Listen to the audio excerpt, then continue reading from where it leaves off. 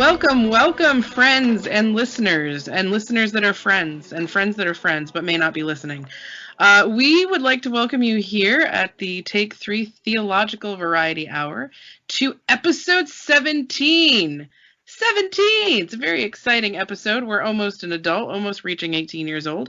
And today we have Catholic cryptids, which are going to be curious creatures that we talk about. Christine is going to take us through some vampiric type lore.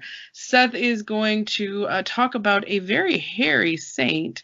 And I will talk to you about a French beast. But it's going to be very exciting. So stick with us, and I'm going to turn this over to Christine. Awesome. Thank you, Erica. So when we were discussing this sort of as a group in the group chat in our planning meeting last week, I was very excited about Catholic cryptids. I'm excited about cryptids in general, so doing sort of a Catholic spin on that was great. And honestly, the first thing that popped into my head, even though I guess technically vampires aren't, some people wouldn't consider them cryptids, they're sort of more like mythological creatures, undead, what have you. But the first thing that popped in my... Christine, do they sparkle? No. Okay. No, they do not.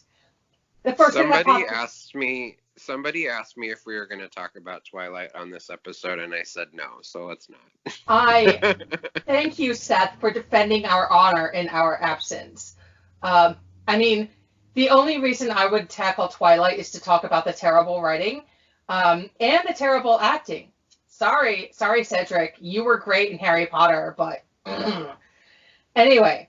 So the first thing I thought of was this anime that I really liked back from the early to mid 2000s called Trinity Blood. It and the associated manga were based on a series of light novels out of Japan. And this is when I think about sort of why vampires are often associated with Catholicism. This is really the absolute peak. So I know a lot of people will automatically go to Anne Rice and the sort of gothic, drinking the blood, which, with Catholics we have the Eucharist. And so there's that sort of visual, symbolic, archetypal overlap. And then, you get all into all like the goth aesthetic, which y'all know I love. But even more than Anne Rice, I think Trinity Blood really hit this out of the park in terms of the aesthetic. It's a really interesting story. It's kind of weird, but if you're familiar with anime, they get kind of weird sometimes. And it's about the story of that the main characters are Sister Esther, who's a nun, and she encounters and starts working with Father Abel Nightroad, which, one, great name. Tells you so much about him just right off. Did you introduce me to this at some point? I feel like I might have mentioned it. It's beautifully animated, to my recollection. And Father Abel Nightroad is actually not a human. He is a Kruznik, which is a vampire that hunts and preys on other vampires. Because in this story, there's this centuries-long war between the Methuselahs, and who are basically vampires, and humans. The Vatican is the major power protecting the humans from the Methuselahs. And you have a young teenager is the Pope. His sister is one of his primary cardinal supporters. So, ooh, right? She's a gorgeous, busty blonde. But she's actually a good character. His older brother is not as kind and not as nice. He's also a cardinal and a bit of a jerk. Anyways, I wanted to start off there because if you want the absolute peak of mixing sort of Catholic, Gothic aesthetic with vampires, even though technically I guess this would fall into a sort of science fiction because it takes place a couple almost a millennia into the future. It's a lot of fun. So, starting there, another sort of cross of vampires in vampire lore into Catholicism is, turns out Vlad Dracula was Catholic. He converted to Catholicism, as I would assume from Eastern Orthodoxy. You can read a lot. There's actually a fair amount of history about Vlad that you can go and find. It's easy to look up and read about what he did. I do want to say, in terms of his character, Vlad, historically, we look on him and we have a lot of the sort of the Germanic and the Slavic stories about him, which were very, very negative. But when you read his story, he was the voivode, or sort of like local king, of the area that would become Romania 3 times. He didn't even live all that long. 3 times, he ended up being murdered at the end of it. So it was that alone tells you, very, very unstable situation with his life. Starts off, when he's a kid, he and his little brother and his father are imprisoned by the Ottoman Empire. Eventually, his father is let go, but he and his little brother remain captives. His little brother ends up converting to Islam, which, with a lot of other things, you can see that really troubles Vlad later in his life. And if I were a writer, basically, and I was giving you certain facts about a character's backstory that aligned with Vlad's, that would be my way of showing, not telling, that this guy has some severe psychological trauma that he's never had a chance to resolve or to heal from. You can go ahead and read the history. I don't want to go too much into it. I want to talk about the Romanian view of Grandpa Vlad. I call him Grandpa Vlad, by the way, because I've kind of spiritually adopted him and I pray for his soul. I try to do it at least once a week. Listeners, I invite you to join me, because, hey, if we spring him from purgatory, that would be just utter bragging rights in the kingdom of heaven. That's all I'm saying. And Hotel Transylvania, he's Grandpa Vlad too. Oh, I've never even seen that one. My favorite Dracula. I'm obsessed with Hotel Transylvania. Okay, I'll have to check it out. My favorite version of Dracula is the Dracula Untold. By the way, listeners, great movie. Luke Evans as Vlad, very nice. Okay, so I did want to talk about how Romanians sort of view this historical figure of theirs. It's actually really interesting that a lot of the artists of Romania regard Vlad as a just ruler and a realistic tyrant who punished criminals and executed unpatriotic boyars, who are sort of the Hungarian-style noblemen. And so he would execute the unpatriotic to strengthen the central government. This is actually kind of important, even though I'm inherently sort of a, I guess, almost anarchist libertarian type. In Romania's case, I can see why a central government is important, because if you look at them geographically speaking, especially in Vlad's time, he was early 15th century, early through mid 15th century. They had the building Slavic Empire, the Russia to the northeast.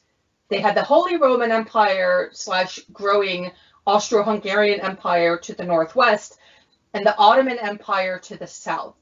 And so the Romania area, like a lot of, was just north of Greece too. It ends up becoming a sort of a de facto buffer state. So Vlad is constantly, and all the rulers around his time period are constantly juggling appeasing the Hungarians to the northwest and the Ottomans to the south, while trying to not attract too much attention from the Slavs to the northeast. And so in that case, you can see why having a strong central government in that position to help defend those people, otherwise they would constantly be raided and overran by different empires, whoever was feeling frisky at the moment. So Ion Budai-Dilianu wrote the first Romanian epic poem that focused on Vlad, and it was called the Tiganiada, which translates as Gypsy Epic, and it presents Vlad as a hero fighting against the boyars, the Ottomans, the Strigoi, who are a type of vampire that I'll talk about in a minute, and other evil spirits at the head of an army of gypsies and angels. Now, to be honest, this is the movie Hollywood needs to make. They haven't done it yet. Yeah, that sounds badass. Doesn't it? Honestly, it could be. They could modernize that, make that the sequel to Dracula Untold, or just as a standalone movie. That would just, be epic. Instead of another superhero movie. Anyway, we also have the poet Dimitrie Balatineu emphasizing Vlad's triumphs in his battles of the Romanians. And that was, he regarded Vlad as a reformer whose acts of violence were necessary, again, to prevent the despotism of the boyars. And you also have Mihai Eminescu, who dedicated a historic ballad, the third letter, to the valiant princes of Wallachia, including Vlad. So you have poets and artists regarding him as, he was a tyrant and he was a hard ass, but it was necessary, and we thank him for it.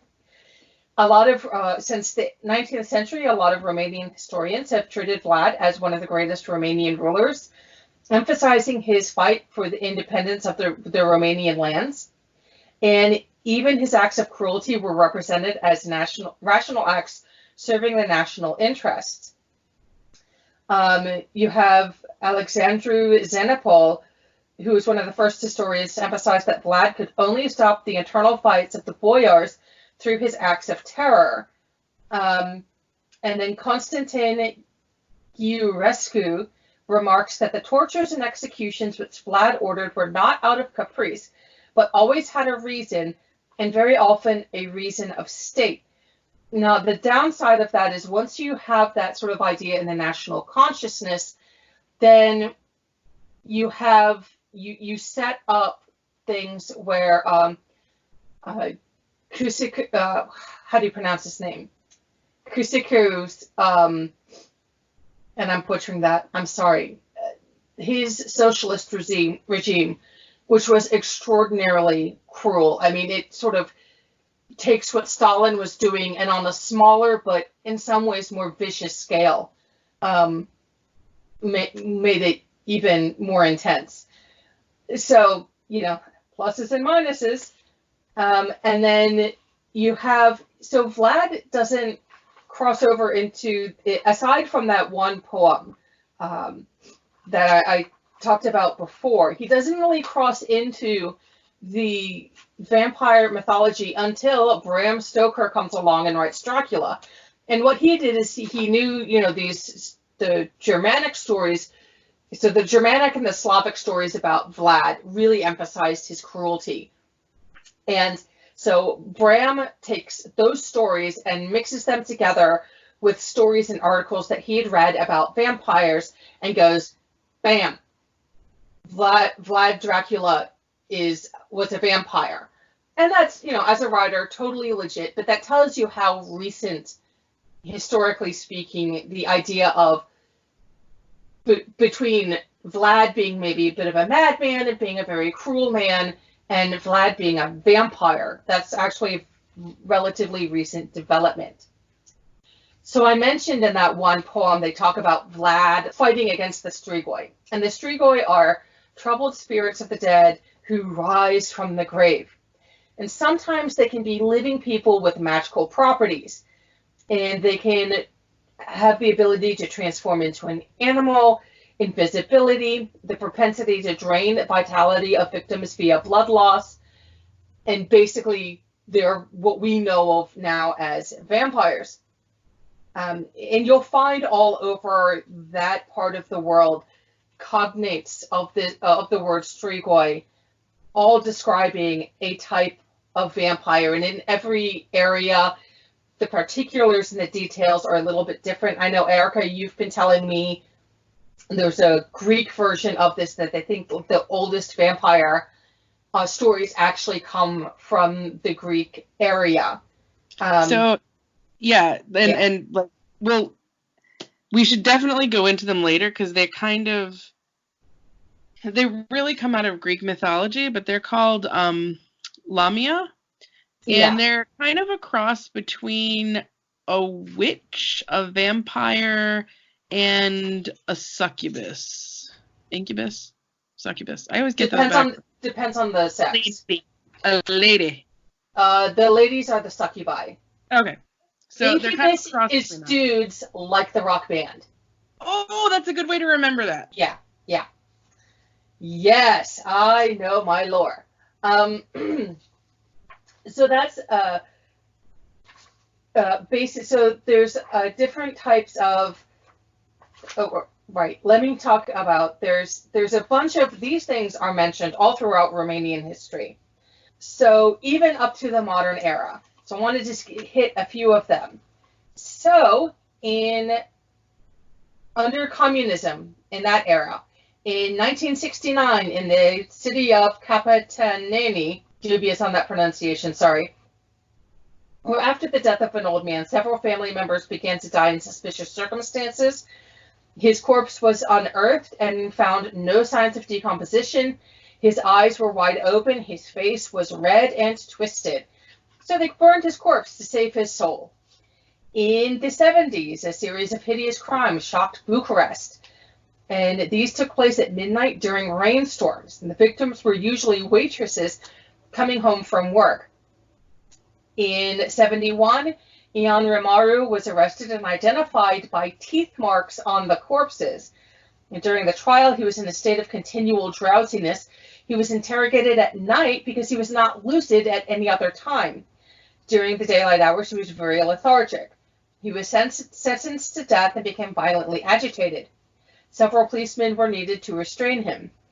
After the execution, Rimaru's father died in an accident that was quite suspicious.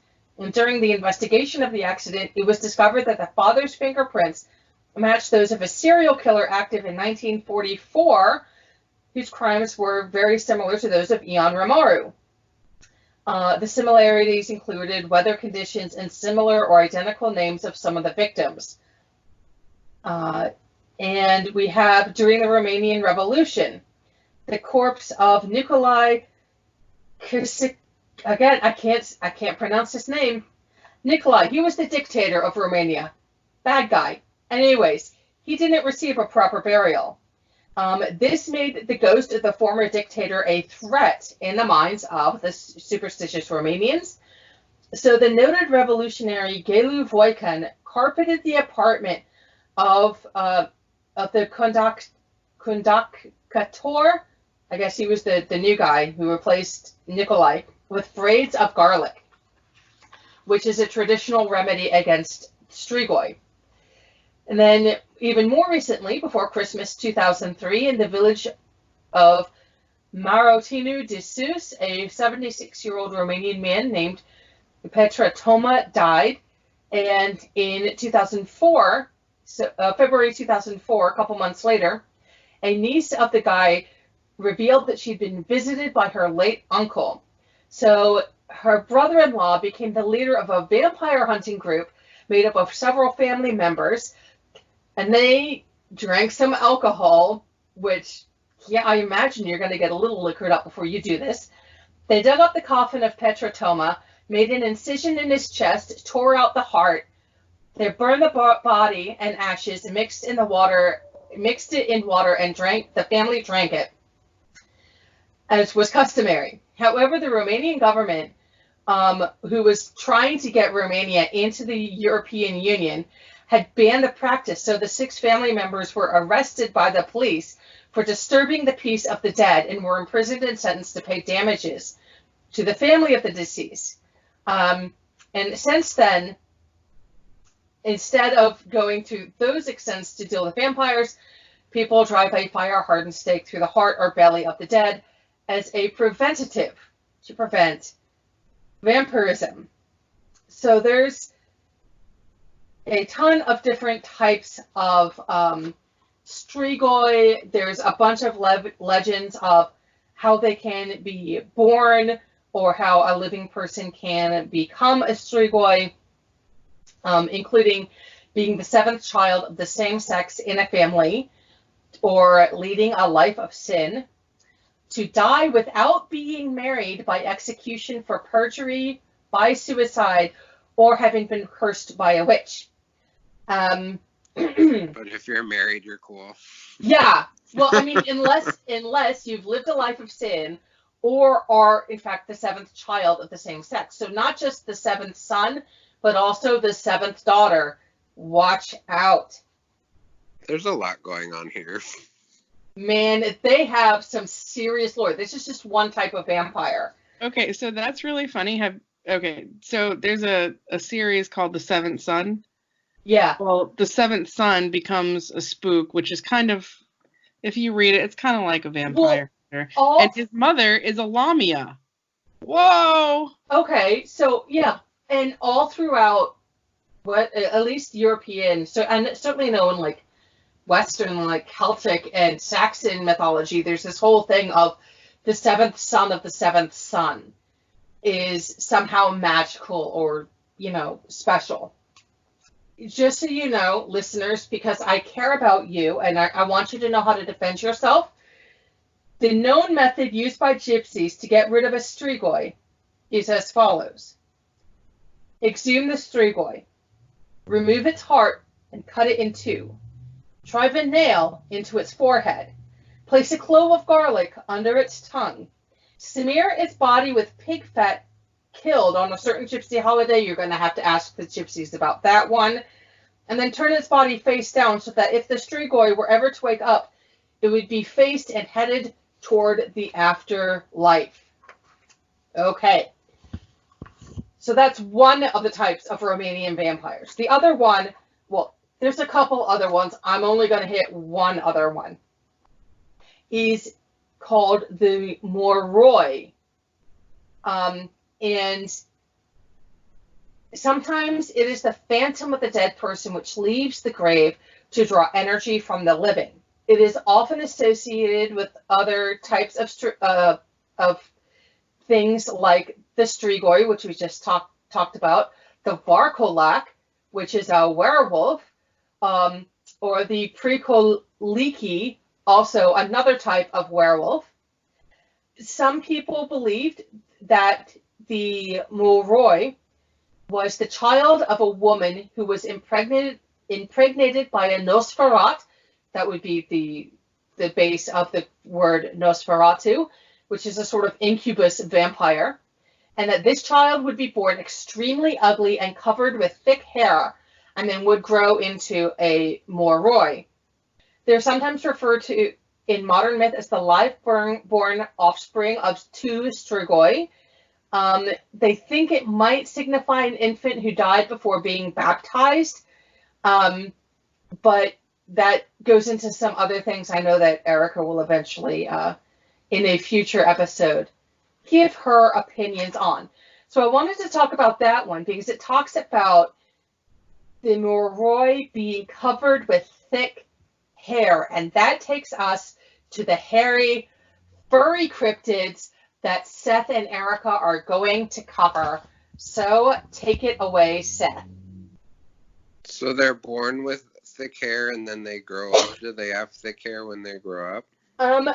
The little bit of research I did, which is basically Wikipedia, on them does not specify. It just says that they are very ugly and covered with thick hair and grow up to be this type of vampire. I would really targeted right now. No, you're fine.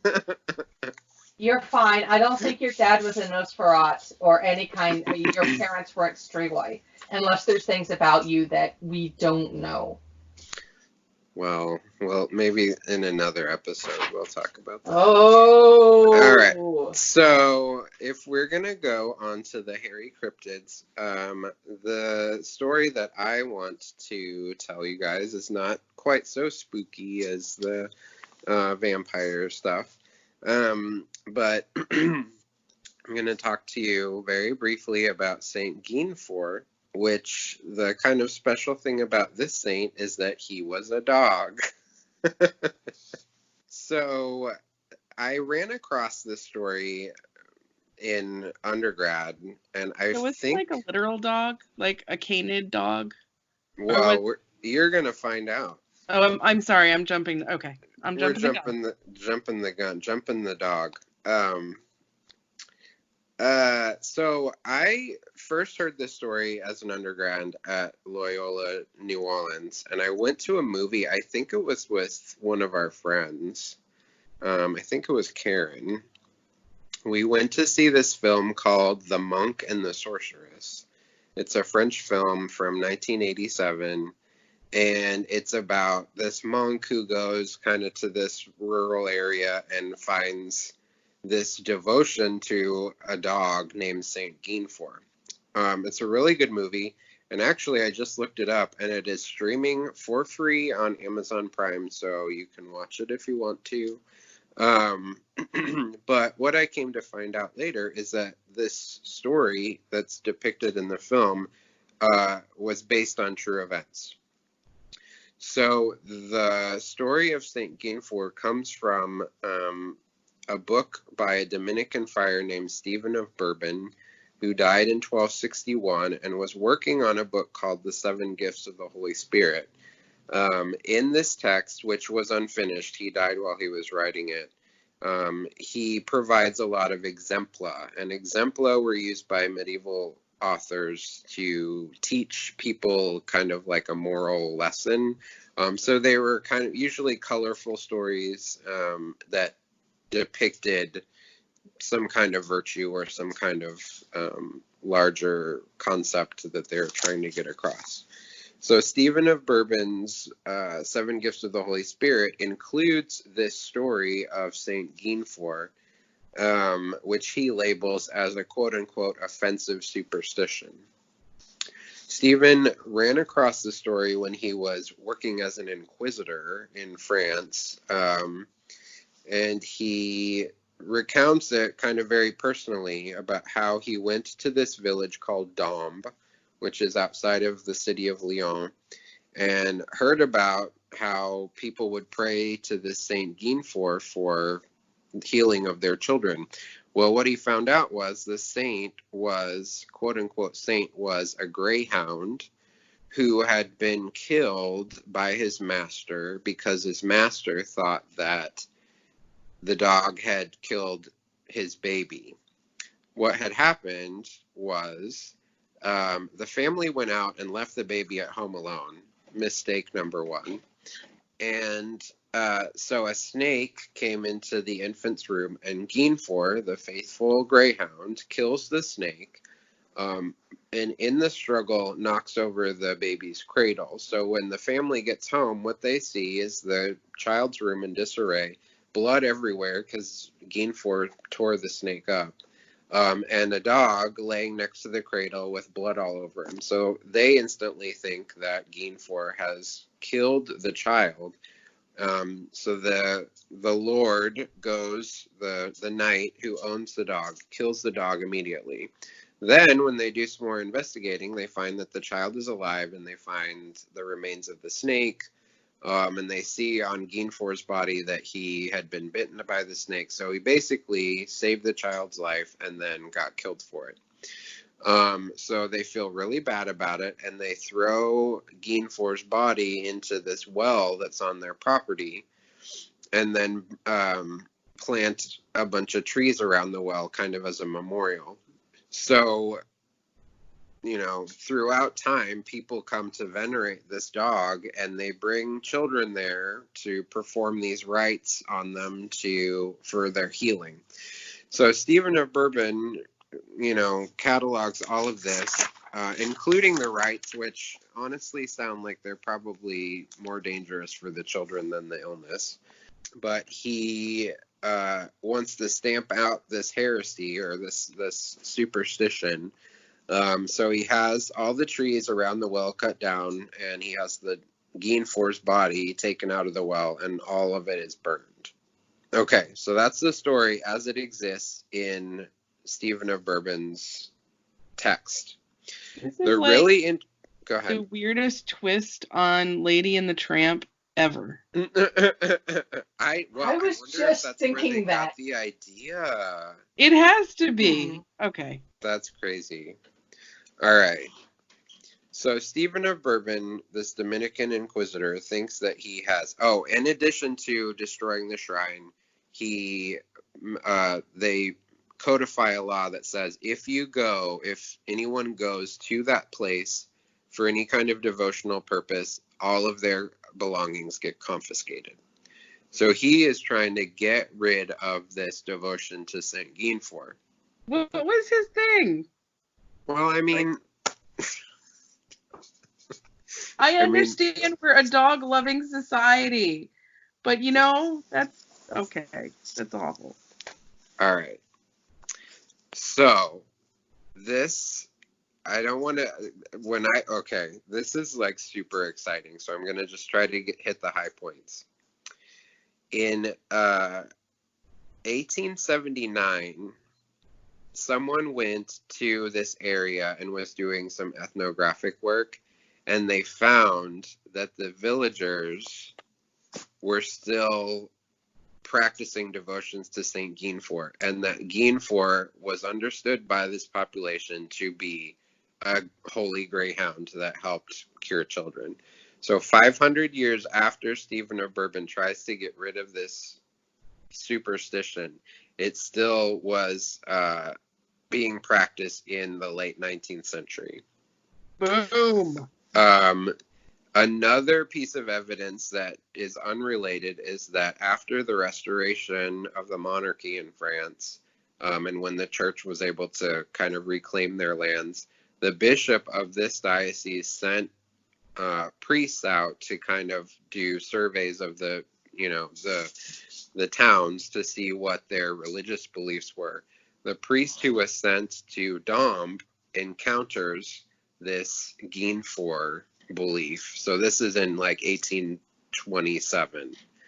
So like different people who go to this area found this quote unquote superstition about Guinefort alive and well.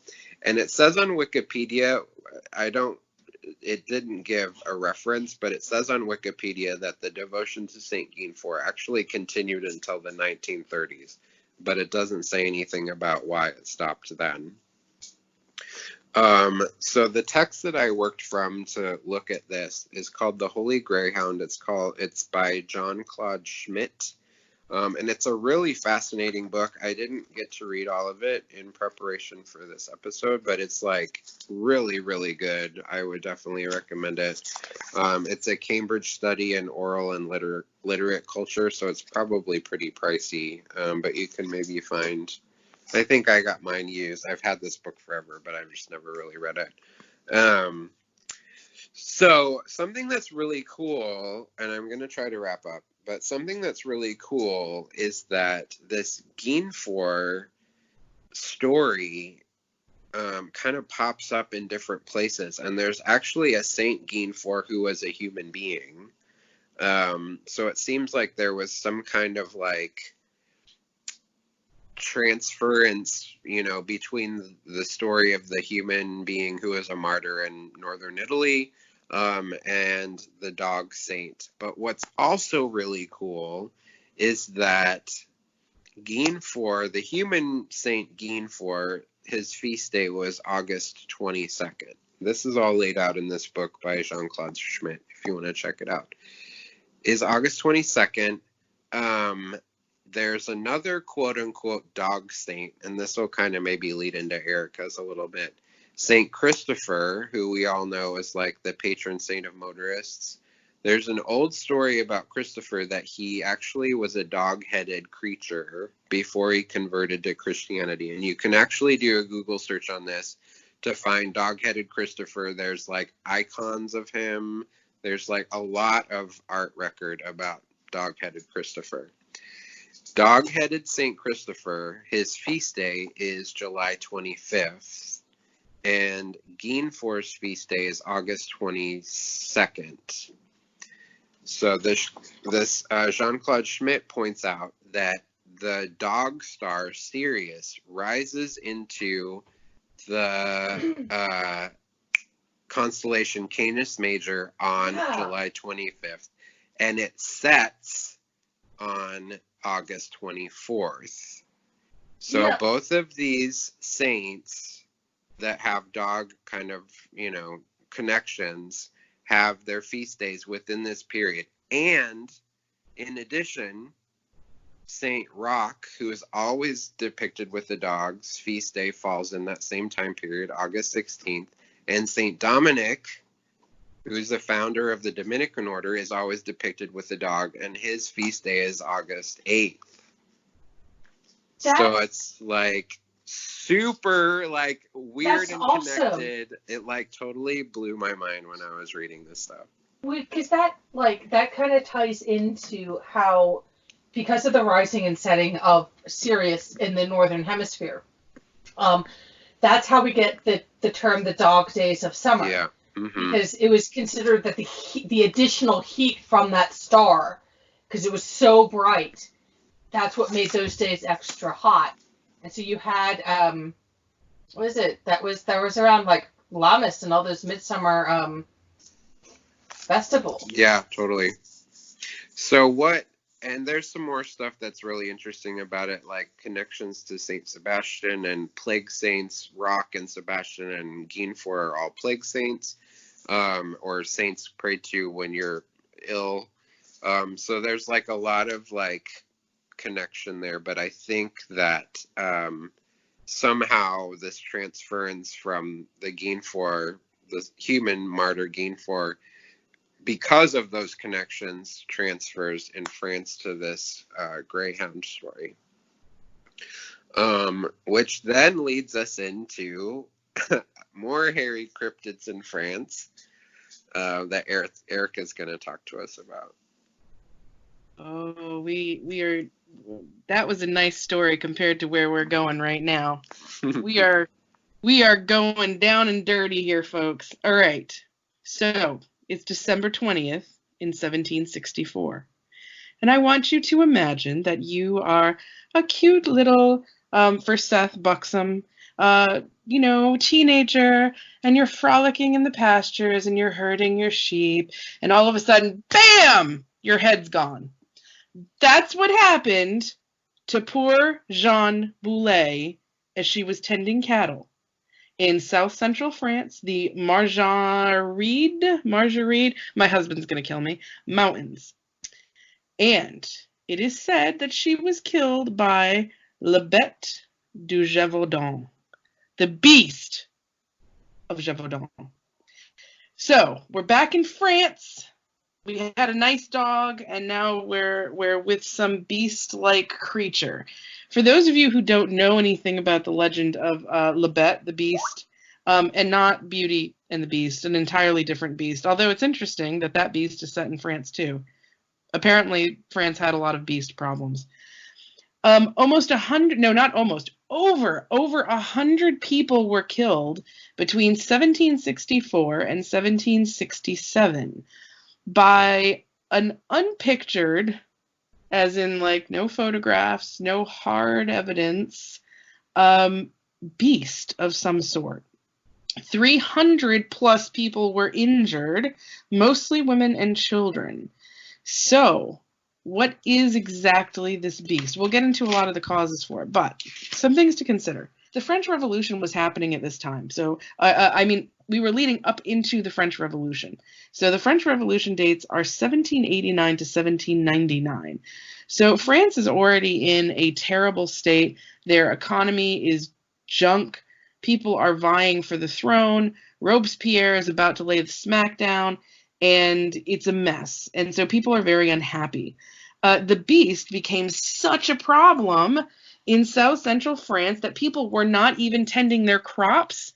They were not tending to their vineyards. They were losing even more money, and people were becoming even more poor and starving. So they were getting angry, even more angry at the aristocracy than they already were. Big problem if you were, a lord, a lady, marquis, or king. That was even a worse problem in the end. So people kept dying. December 27th, just 7 days after our first teenager was killed, a 19-year-old woman was torn to pieces. Now, there's a lot of back and forth that went on, even in France, about who this beast was.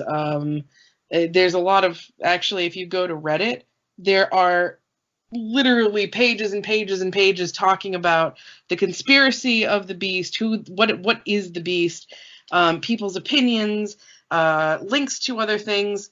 So here are some of the descriptions of the beast that came from various sources, from eyewitnesses, people that a father who managed to get his daughter away from the beast and was said to have kept it at bay for hours. Groups of children who were playing by the beast together and then went to the authorities to describe it. Even some of the dragoons, the troops themselves who were fighting the beast, ended up giving descriptions. So this is very interesting because there's a lot of descriptions here. So we don't know if it's, is it the same beast? That's under consideration. Larger than a wolf, larger than a fox, crouching, springing, can spring a distance of 1 to 2 fathoms. How much is a fathom exactly? I'm not really sure about that measurement. Attacks prey by the throat, and that is consistent throughout all of these various eyewitness accounts. Throat attacking is probably one of the most common discussions amongst what this beast did. But was not a fan of horned cattle. Several accounts said that the beast stayed away from horned cattle and was almost fearful of it. Seen in multiple places at once. Were there more than one? Could it bilocate? If it was a demon dog, if it was sent like a hellhound, there were more than one. Pack of dire wolves. Pack of dire wolves. Brown with a red stripe, 2 tusks, erect short ears, fangs, whiskers, shaggy, the biggest dog you ever saw, a big year-old calf. That one kind of made me laugh because, how is a big year-old calf going to tear something by the throat? Anyways, I don't think that person was thinking right. I think they were drinking that night. Cub, tiger, lioness, hyena, panther, large wild boar, lynx, bear. This is another one of my favorites, an Indian bird. I don't have much to say about that one. So those are just a few of the descriptions, because we're talking about over 100 people that were killed and over 300 people injured.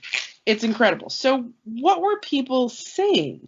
What were the governments saying about this? And this is kind of where it gets interesting. Everybody started blaming everybody else. The British papers believed it to be conjured by the Jesuits. Those pesky Jesuits. Well, this is kind of my favorite Jesuit conspiracy ever. I've heard some shady things, but dang. It is absolute best. I was so excited to read that. And to quote, and I quote, render Protestants odious and absurd. So the Jesuits were trying to render Protestants odious and absurd. But the Scottish papers, God bless you Scottish people, I love you, they took this one step further. They believed it was the wild beast from the prophecy of St. John's Apocalypse, the one that the Scarlet Lady sat upon. That's awesome. I think that's plausible. Okay, awesome. But no one reported a Scarlet Lady. No, but I shouldn't say the only, very few men were killed by the beast. The vast majority were women and children, especially young maidens. That was probably one of the greatest groups of people killed were young maiden. So that was very interesting too. But no Scarlet Lady as mentioned yet. Another suggestion was that the papacy was trying to regain footing in France because they were losing. They were on one side of the battle, and the Protestants were on the other side of the battle, and so that it was actually a papal move by the Vatican. Now, I don't know if any of you have seen it, but there's this great movie that I saw with my husband in college, who wasn't my husband at the time. And Seth, did you go to see that with us? Yeah. You were okay, so you were actually in the theater with us. All right. Yeah, you're just too focused on your soon-to-be husband. Oh, he's so awesome. Anyways, he just brought me a coffee. God bless that man. So amazing movie, right? And it was totally underrated. It has not, over the years, really stayed in the limelight. It didn't get much press. But the movie, called Brotherhood of the Wolf in English, or Le Pacte de Loup in French, is a French language movie. And it goes through kind of their take on what happened with the Beast of Gevaudan. So their take was that there were these kind of secret seditious clubs that were happening throughout parts of France where they were doing very naughty things. And they sent a spy from the Vatican, Monica Bellucci. She was totally hot in this movie. And she tries to infiltrate, and with her help, they kind of get the beast, and the beast turns out to be a lion who is horribly abused. That's the sad part. And kind of dressed up to look like a bigger beast than it actually is. So if you want to watch Brotherhood of the Wolf, it is fantastic. Unfortunately, it is not on streaming. It's not on digital.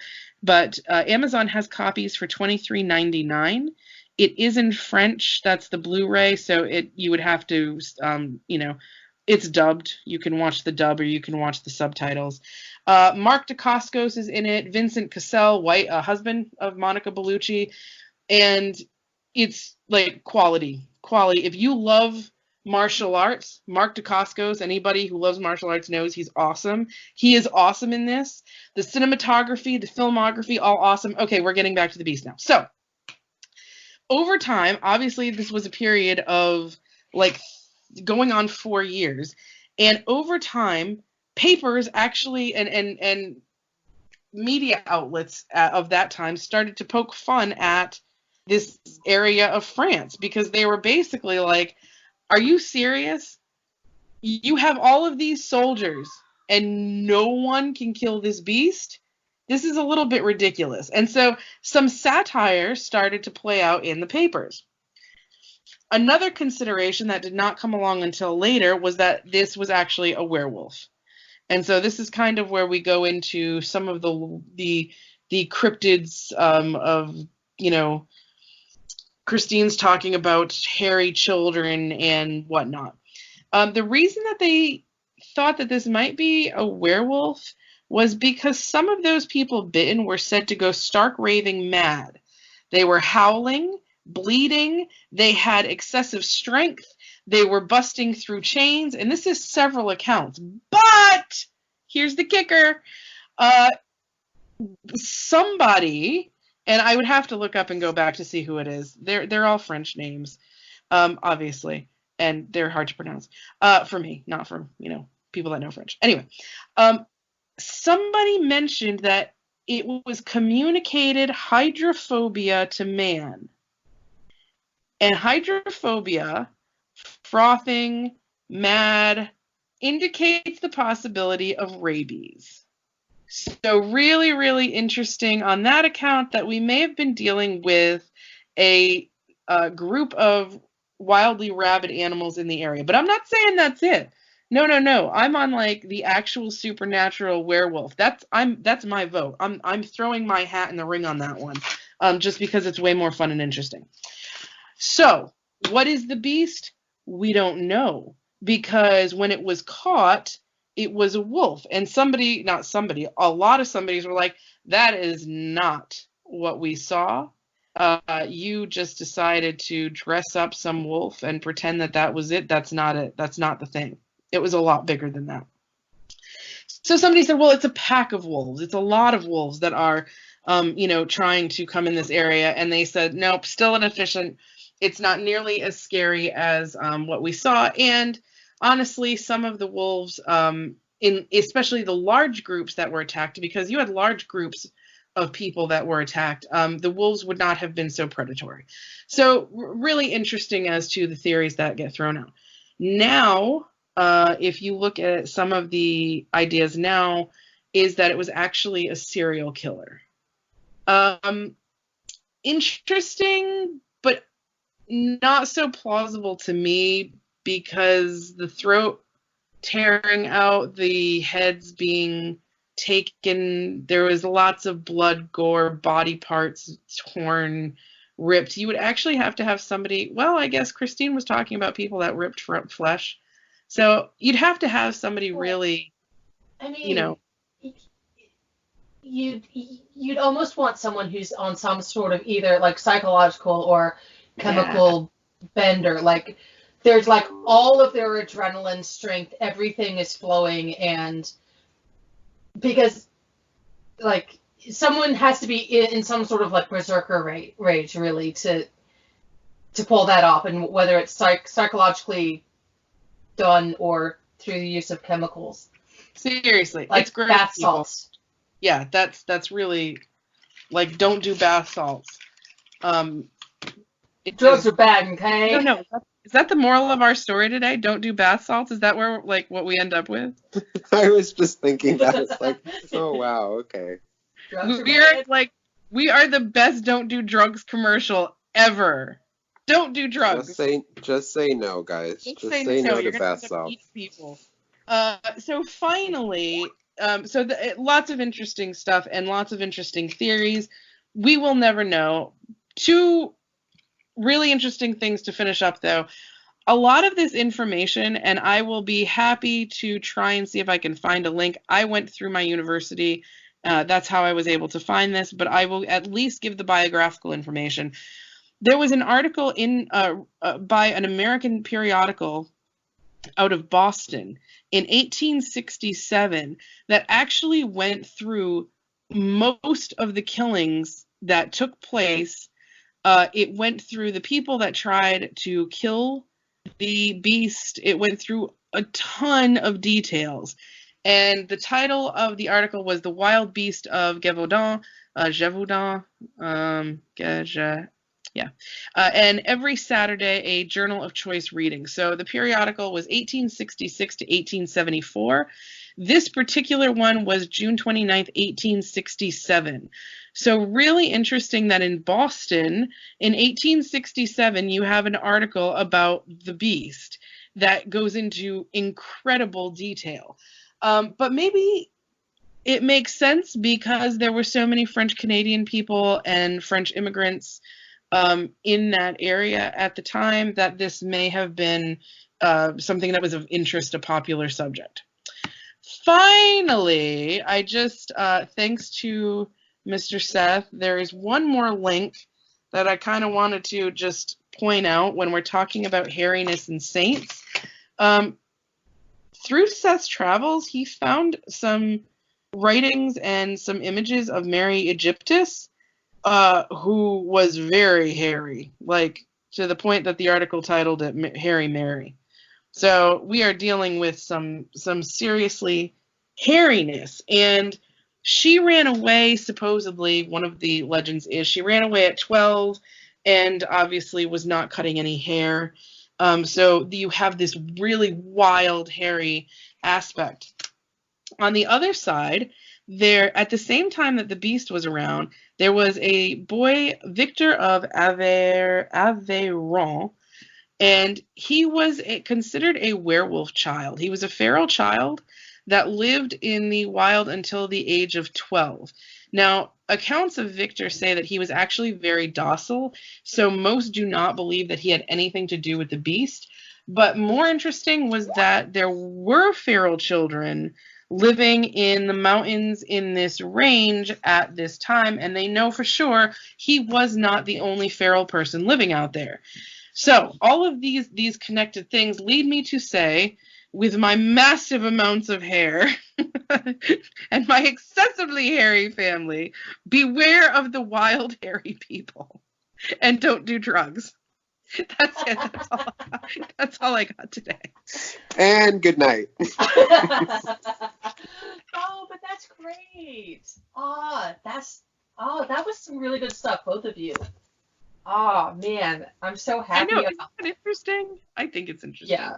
And like honestly, I feel like each of us, we just really like scraped the surface of what we were going into. I think this is definitely part one of probably infinite episodes on the subject of, you know, sort of the intersection of Catholic tradition and the stories of the unknown, which, God, I love those so much. Guys, so you guys just don't, well, these guys understand. Listeners, you don't understand how very much I love this subject. So, okay. Well, I mean, I love, I don't know, I probably shouldn't say this. Gosh, I say that a lot in these episodes. We need to, like, you know, put together and take out clips of every time I say I shouldn't say something to see how awful of a person I am and just put them all together. I really like lore of vampire, like Christine, like vampires and werewolves. I've always been fascinated by the Beast because of the excessive bloody goriness of it. They were really violent attacks. So if anybody wants to talk to me about the Beast, hit me up because I'm really happy to have a conversation about blood, gore, and serial killings with you. Yeah, I'm a sick person. Well, I mean, also seriously, if there's any like creature or strange thing that you want us to look into and talk about, we'd love to do that. I know that there are some things that I've heard mentioned by other podcasts, and I don't think they did them. Like, for instance, Shadow People, not covered well by some other podcasts. So if you guys are interested, if you listeners are interested, let us know. We will definitely be coming back to this subject in the future. Yeah, we have a lot to say on Shadow People. We got mad experience with Shadow Peoples. Mad experience with Shadow People. I mean, yeah, again, there's really nothing that, well, there's very little that we won't get interested in if we're not already. We probably won't Except talk to you Twilight. about sports very much. Except Twilight, like, freaking no. Just say no to Twilight. Hairy people and drugs. Hairy people and drugs. I mean, if you want to go for like the teeny bopper, you know, like Teen Wolf, the first few seasons of Teen Wolf were pretty good. You know, especially for an MTV series, pretty good. Anyways, so is like McGruff the crime dog like Saint Guinefort? Yes, awesome. Yeah, him and Clifford. Yeah. Although Clifford might be the nice version of the Beast of Gevaudan. Oh. Because he's a big red dog, but he's friendly. Doggos are awesome. Anyways, next week, guys, we are actually revisiting the subject of possession. That was what our very first episode was on. We're going to circle back to possession part 2. So we look forward to talking to you then. In the meantime, did either of you guys have any final thoughts? Oh, I think I've said it all. Okay. Yeah, I think Eric has said it all. Hair and drugs, man. So all I'll say is, while you're avoiding Twilight, hairy people, and drugs, I invite you instead to spend your time praying for the soul of Grandpa Vlad. We can all adopt him as our spiritual grandfather. You know, break this troubled soul out of purgatory, get him to heaven. Imagine then he can pray for you, and when you get to the kingdom of heaven, you can fist bump Dracula, and people are like, oh, how'd you get here? And you can be like, my guy Dracula got me in the front door thanks to his prayers. Wouldn't that be great? So, join me in my epic project. You guys, I think we just need to wrap up. Yeah, we're about to go. Anyways, see you guys next week. Bye-bye. Bye.